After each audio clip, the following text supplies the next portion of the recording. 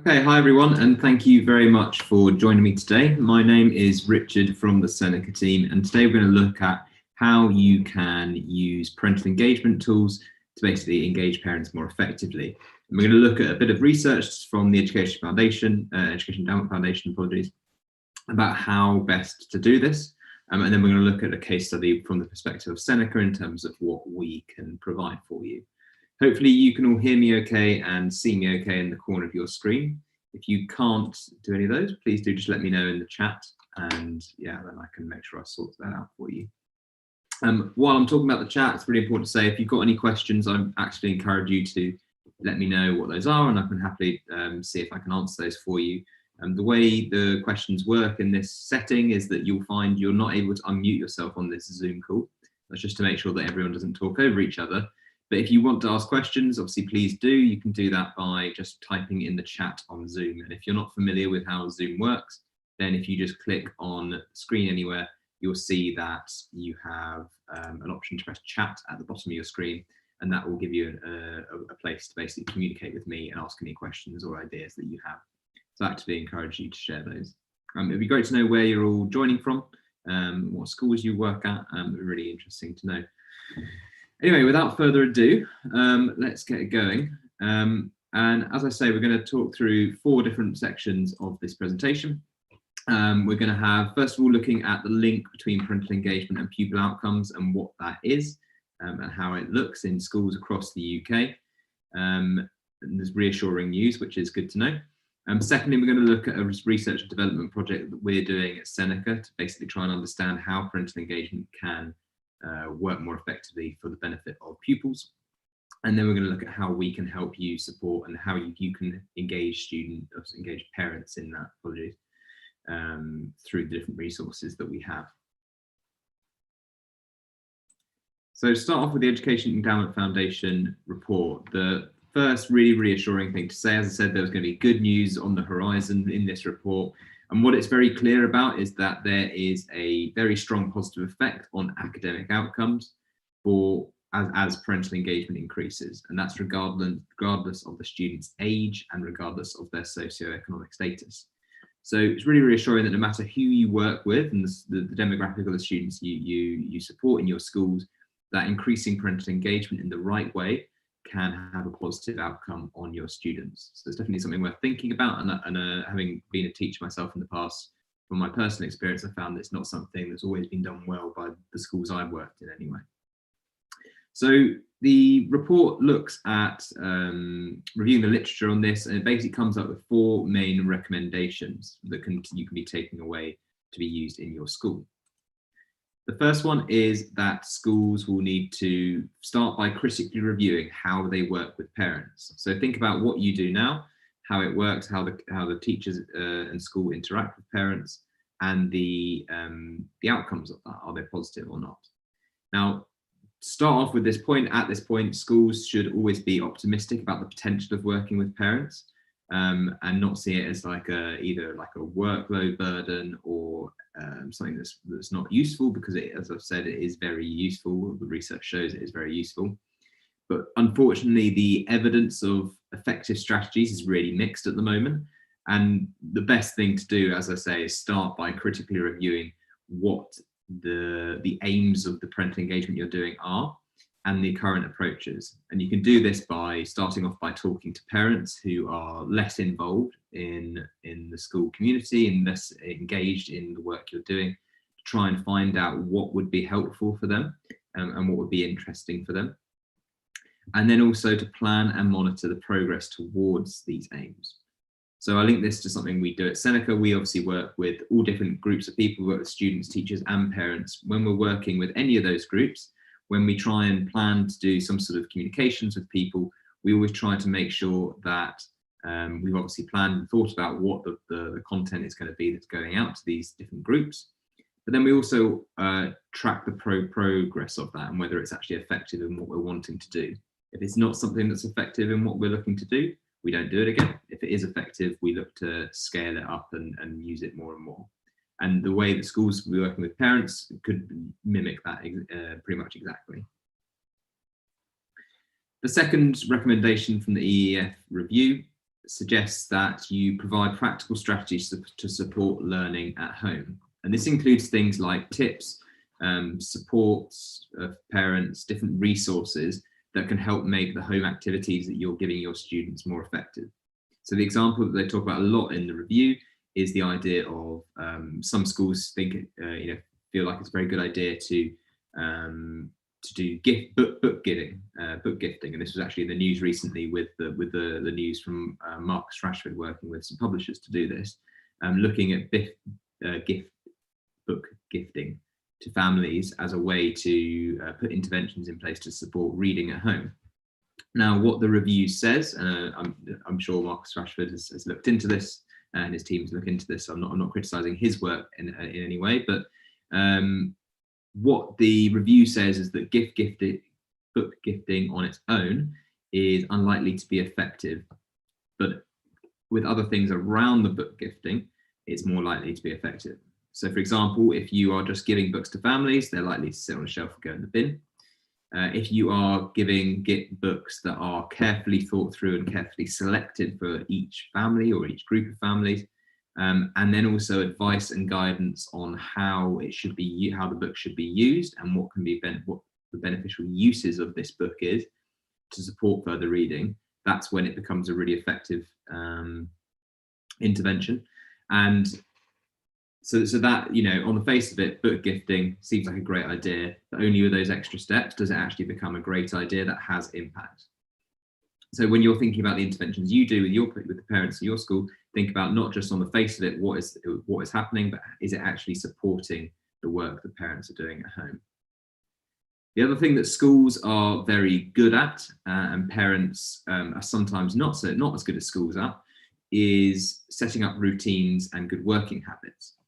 So this is an area of expertise that the review suggests is a really sort of high potential value add from schools in terms of supporting parents to create regular routines at home around working, which encourage good home working habits. So this is particularly prevalent at the moment, obviously, with sort of different groups of your schools, maybe self-isolating and different bubbles out of school. But helping parents to basically create those routines to make effective home learning strategies for them. Now, it does caveat that with just being aware and being cautious about how you promote this parental assistance, because if you're working, particularly with older children, I think there can be a tendency sometimes to dictate how to do it, whereas actually you need to remember it's sort of a dual partnership between you and the parent, and make sure you're not dictating and telling them how to do their parenting. The third suggestion in the review looks at tailoring the school's communications to encourage a positive dialogue about learning. Now, communications have to be effective in order to improve attainment, and also there's a range of other outcomes that the communication can impact on, for example, attendance. And if something is very well designed, then it is more likely to have a positive impact than if it's just something quickly written out and sent out. So it's really important just to think about how this works. And also this links back to point one, when I was talking about monitoring the progress and looking at the data around, has this had an impact, the impact I wanted it to? Think about what works when you're communicating with the parents of your students. So as an example, if you've got a weekly text from a school to a parent, or short-termly emails, those are some of the things that you might be looking at doing. But the impacts of some approaches that may seem quite small on the face of it, but because they're very low cost and fairly low effort, they can potentially have, with a small amount of resource and a small amount of time cost, they can have a relatively large impact based on that. Now, messages are more likely to be personalised if they are, more likely to be effective if they are personalised, they're linked to learning, and also they promote positive interactions between the school and the parent. So, for example, if you are communicating celebrating success, that's more likely to be successful than if you are always communicating celebrating the not so good parts that their child might be doing.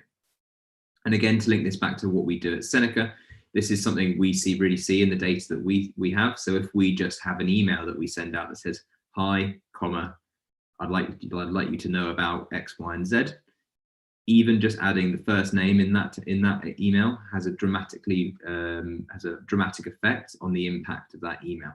So having hi first name, comma, that is a much more successful email that we send out, and it's the same for any communications you send out as well. So having it as personalized, obviously that's a very basic form of personalization, but having it as personalized as possible makes it more effective. The other thing that the EEF suggested this review is that the communication should be two-way. So it shouldn't just be from you to parent. It should also be the other way around. So the things that this could look like are things like consulting with parents about how they'd like to be involved in the school, in school life. And also it's likely to be valuable and increase the effectiveness of the home-school relationship if you're involving them in part of it as well.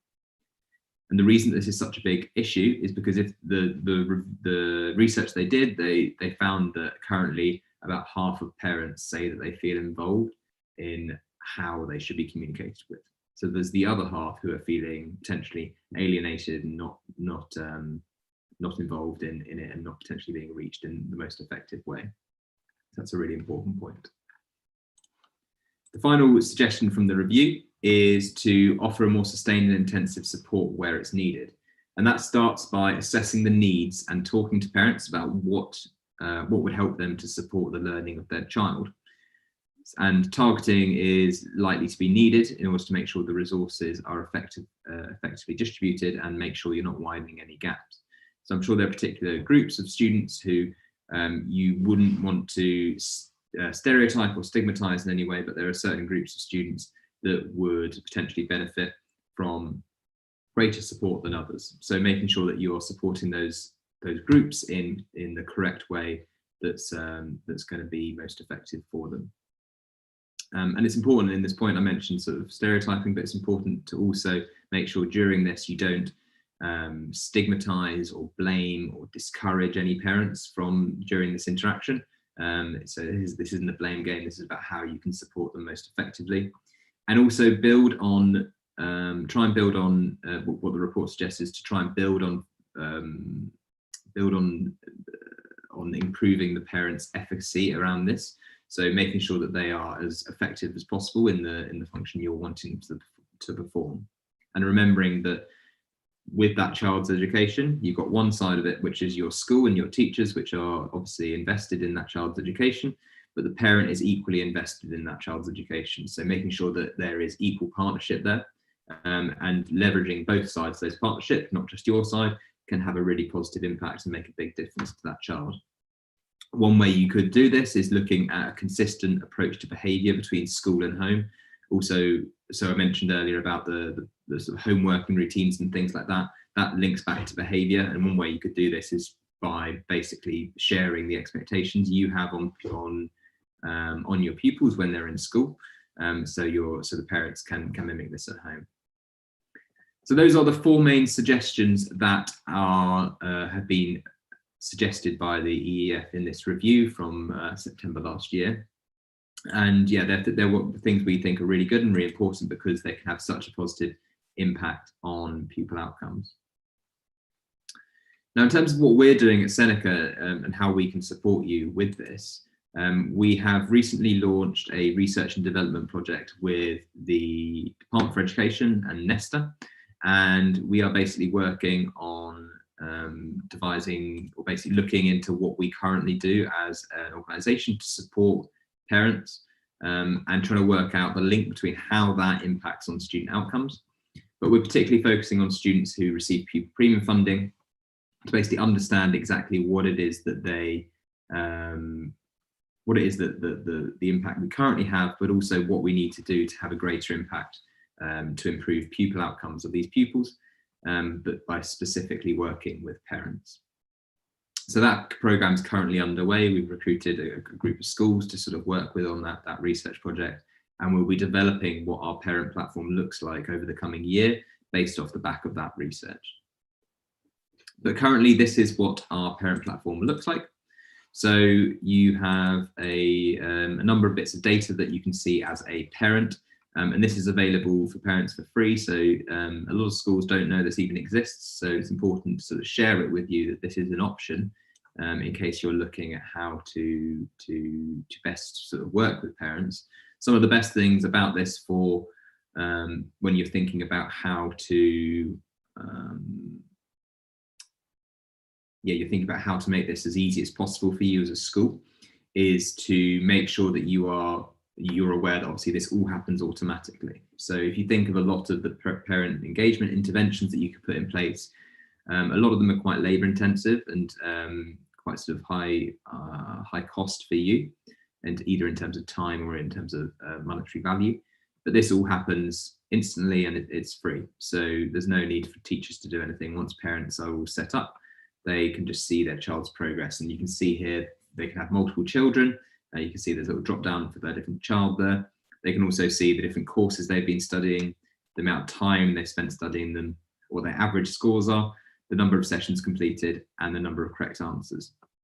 And what we try to do when we developed this is we basically tried to make the data available to parents to basically make the communication much easier at home, and to make parents feel much more involved and equal partners, if you like, to link back to the research, equal partners in the process of their child's learning, so they can be informed about the conversations they can have at home. So you might be thinking, okay, that's great, and that's there to go, ready to go, and parents can sign up for a free account, but how do we actually communicate this to parents? So we've got a few different resources that we can help you with to support you with that as a school. And I'll pop the link in the chat in a minute. But what I'll do is I'll just show you these up on screen one by one. I'll pop the link in the chat if anyone's interested in just getting hold of them straight away. So I'll just start with the first one. So the first one is an SMS template. So this is if you want to send texts out to your parents of your students, and you want to just have access to a direct link for them to sign up to Seneca. It's within the character limit for an SMS, so you can literally just, if you have an SMS service at your school, you can literally just pop this in and send it off. And this will give them obviously a link to sign up as a parent, and then they'll be able to get started and set up with Seneca parents' accounts, and they can connect to their child. The second one is similar, but it's in an email. And if you click on the link that I put in the chat just there, what you'll see is that there is an option. You have to, first of all, if you're not logged into Google, you just need to log in, but then you'll be able to create a copy of this document. That's just to make sure that we don't edit the document that we have. So you can obviously, once you made a copy, you can edit it however you want, but this is the basic format of it. So we've written out a sort of letter to parents, if you like, so you can see in it exactly what it is that you're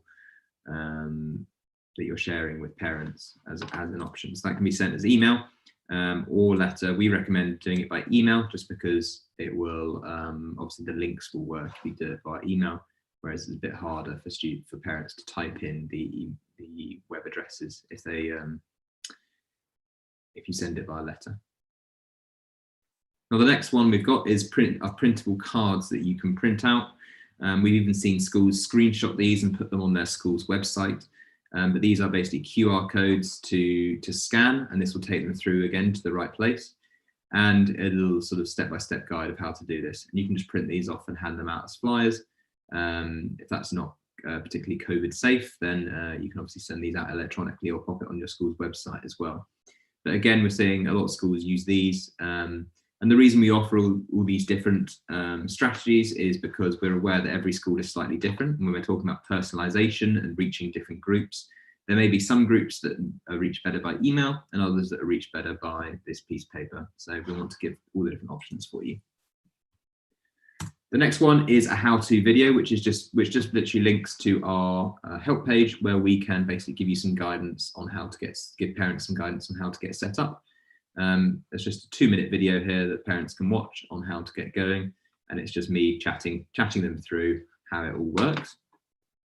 And the final resource that we can provide is access to one of these webinars like this one, but it's targeted at parents, and parents can actually sign up for a session to learn how Seneca can help their child, and that will include a bit of a demo of how the platform works, how they can get set up, and how they can get connected to their child and start to see the different data that we have for them. So there's lots of different things we can do and we have available for you. What we found is to be the most effective is the text message and the email. And that's based on the data in terms of what we see happening across the country from all the schools we work with. We see those as the most effective options, but it may be different in your context. So it's really important to stress that. So those resources are all there and ready for you to use. That's basically the end of what I wanted to talk to you about today. If you wanted to share this session with any of your colleagues, then they can obviously have access to it later on YouTube. So this has been live streamed through YouTube, this session. So you can access it via this link that I just put in the chat just now. If you'd like to watch that back again, or you'd like to share it with any colleagues, you can do that. But otherwise, you can go ahead and start straight away using those different resources that I've suggested as a way to engage parents in their learning. So if there haven't been any questions come through on the chat just yet. So if you haven't had a chance to write down your question, but you have one, please, this is your moment to get it locked in. So please get typing if you haven't done that already. But otherwise, that is basically what I wanted to say. And just want to say thank you very much for joining. I'll wait for a second to see if there are any questions from anyone before signing off.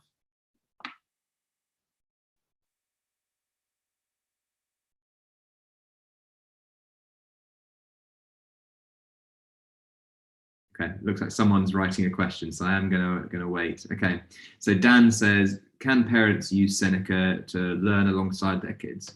Very good question. So yes, they can. So if I just show you how best to get to this. So if I show you this page here, we have, sorry, if I just log into a parent account quickly. We have, one second here, and I'll show you how that works, Dan. So if I change to parents accounts here, so this is what the parent account looks like, as I showed you on that screen grab in the presentation. If a parent wants to learn alongside their child, which you're right, could be a particularly valuable thing to be doing. If there's parents with a lack of understanding of certain areas of the curriculum and they want to know how they can help their child, what they can do is basically just click at the top here, they can click Student Platform, and that takes them through to the courses that they can study exactly the same as their child would.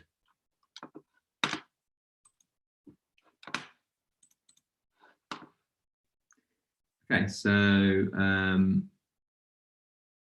Kemp M says, thanks for your time. No questions, really helpful. Good, I'm pleased to hear that. Viz says, do we select some parents or invite all?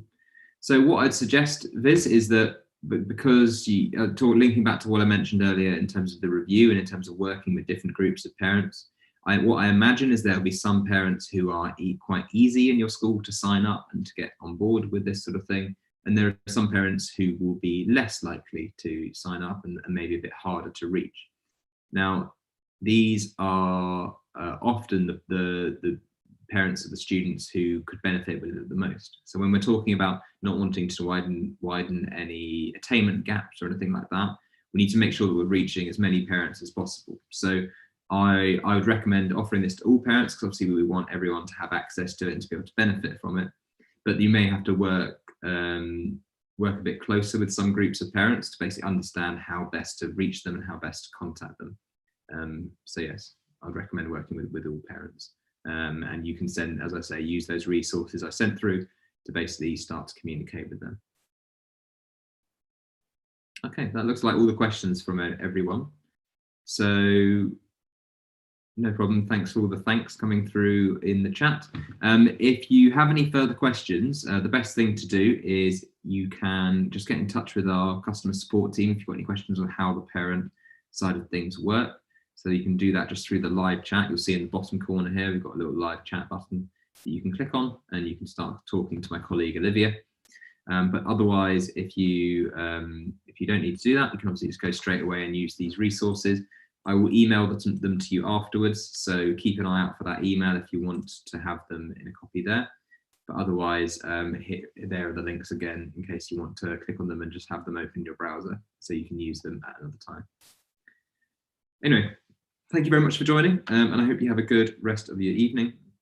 And yeah, good luck with recruiting all the parents that that you seek to recruit.